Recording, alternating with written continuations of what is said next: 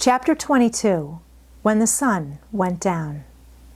When his head was out of sight, Colin turned to Mary. "Go and meet him," he said, and Mary flew across the grass to the door under the ivy. Dickon was watching him with sharp eyes. There were scarlet spots on his cheeks, and he looked amazing, but he showed no signs of falling. "I can stand," he said, and his head was still held up, and he said it quite grandly. "I told thee thou could, as soon as thou stopped being afraid," answered Dickon, "and thou stopped." "Yes, I've stopped," said Colin. Then suddenly he remembered something Mary had said. "Are you making magic?" he asked sharply. Dickon's curly mouth spread in a cheerful grin. "Thou's doing magic thyself," he said. "It's same magic as made these ere work out of the earth," and he touched with his thick boot a clump of crocuses in the grass. Colin looked down at them. "Aye," he said slowly, "there couldna be bigger magic than that there. There couldna be." He drew himself up straighter than ever. "I'm going to walk to that tree," he said, pointing to one a few feet away from him. "I'm going to be standing when Weatherstaff comes here. I can rest against the tree if I like. When I want to sit down, I will sit down, but not before. Bring a rug from the chair." He walked to the tree, and though Dickon held his arm, he was wonderfully steady. When he stood against the tree trunk, it was not too plain that he supported himself against it, and he still held himself so straight that he looked tall. When Ben Weatherstaff came through the door in the wall, he saw him standing there, and he heard Mary muttering something under her breath. "What art saying?" he asked rather testily, because he did not want his attention distracted from the long, thin, straight boy figure and proud face. But she did not tell him. What she was saying was this: "You can do it, you can do it. I told you you could. You can do it, you can do it, you can." She was saying it to Colin because she wanted to make magic and keep him on his feet looking like that. She could not bear that he should give in before Ben Weatherstaff. He did not give in. She was uplifted by a sudden feeling that he looked quite beautiful in spite of this thinness. He fixed his eyes on Ben Weatherstaff in his funny, imperious way. "Look at me," he commanded. "Look at me all over. Am I a hunchback? Have I got crooked legs?" Ben Weatherstaff had not quite got over his emotion, but he had recovered a little, and answered almost in his usual way. He said, "not of the sort. What's thou been doing with thyself, hiding out of sight and letting folk think thou was crippled and half-witted?" "Half-witted?" said Colin angrily. "Who thought that?" "Lots of fools," said Ben. "The world's full of jackasses, braying, and they never bray naught but lies. What did thou shut thyself up for?" "Everyone thought I was going to die," said Colin shortly. "I'm not." And he said it with such decision, Ben Weatherstaff looked him over, up and down and up. "The die?" he said with dry exultation. "Now to the sort.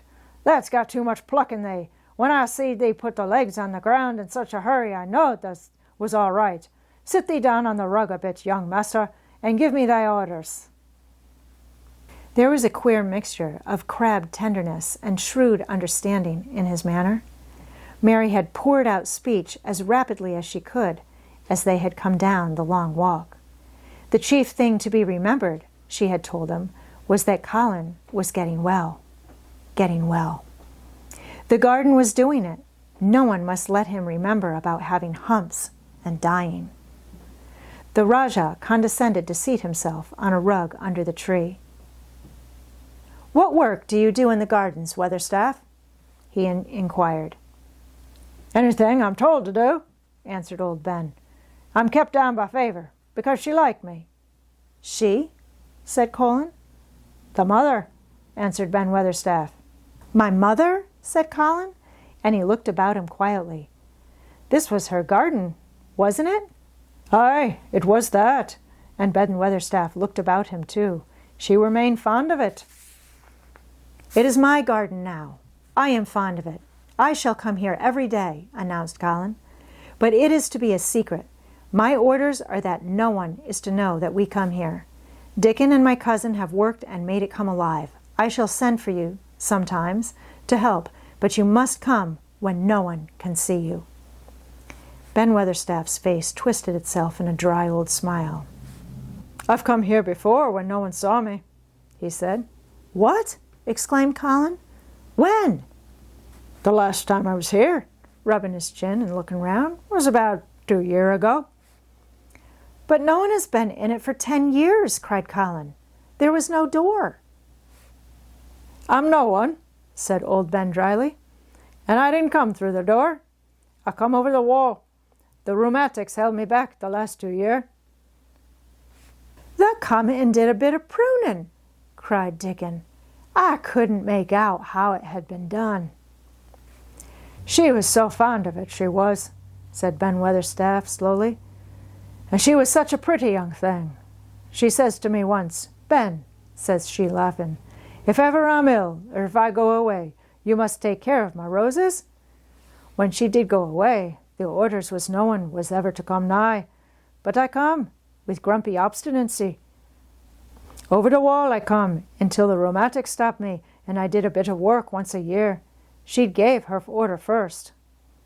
"It wouldn't have been as wick as it is if they hadn't done it," said Dickon.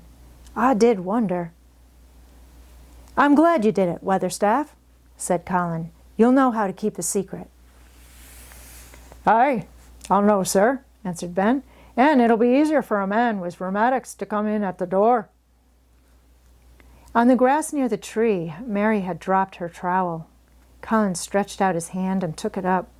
An odd expression came into his face, and he began to scratch at the earth. His thin hand was weak enough, but presently, as they watched him, Mary with quite breathless interest, he drove the end of the trowel into the soil and turned some over. "You can do it! You can do it!" said Mary to herself.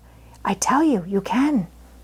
Dickon's round eyes were full of eager curiousness, but he said not a word. Ben Weatherstaff looked on with interested face. Colin persevered. After he had turned a few trowelfuls of soil, he spoke exultantly to Dickon in his best Yorkshire.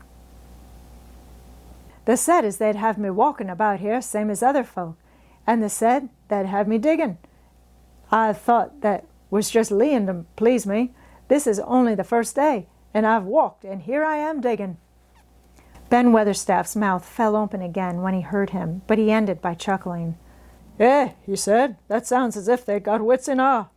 Thou'rt a Yorkshire lad for sure, and thou'rt digging too. How'd they like to plant a bit of something? I can get thee a rose in a pot." "Go and get it," said Colin, digging excitedly. "Quick, quick." It was done quickly enough indeed. Ben Weatherstaff went his way, forgetting rheumatics. Dickon took his spade and dug the hole deeper and wider than a new digger with thin hands could make it. Mary slipped out to run and bring back a watering can. When Dickon had deepened the hole, Colin went on turning the soft earth over and over. He looked up at the sky, flushed and glowing with strangely new exercise, slight as it was. "I want to do it before the sun goes quite down," he said. Mary thought that perhaps the sun held back a few minutes just on purpose. Ben Weatherstaff brought the rose in its pot from the greenhouse. He hobbled over the grass as fast as he could. He had begun to be excited too. He knelt down by the hole and broke the pot from the mold.